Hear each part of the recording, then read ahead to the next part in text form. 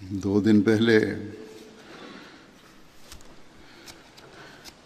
ایک دیرینہ خادم سلسلہ محترم صاحبزادہ مرزا خورشید احمد صاحب کی وفات ہوئی۔ انا للہ و انا الیہ راجعون۔ ان کو اللہ تعالیٰ نے حضرت مسیح موعود علیہ الصلوۃ والسلام سے روحانی اور جسمانی دونوں رشتوں کا اعزاز بخشا۔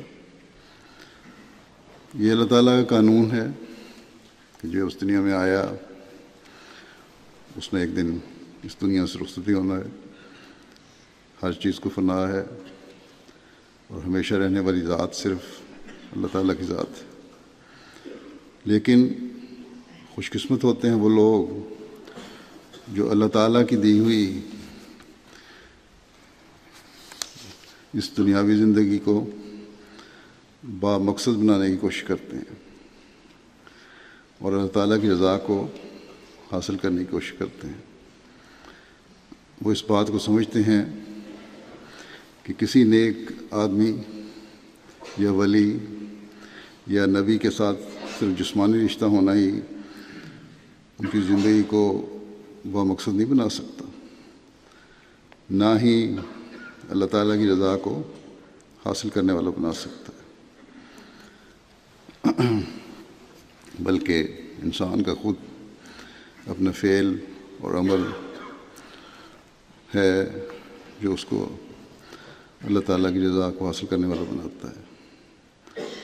حضرت مسیح موعود علیہ الصلوۃ والسلام نے ایک جگہ فرمایا کہ حضرت صلی اللہ علیہ وسلم نے بھی حضرت فاطمہ رضی اللہ تعالیٰ عنہا کو فرماتے تھے کہ فاطمہ، صرف میری بیٹی ہونے کی وجہ سے تم اللہ تعالیٰ کی رضا حاصل نہیں کر سکتی۔ اس کی رضا حاصل کرنے کے لیے اپنی زندگی کو اس کے حکموں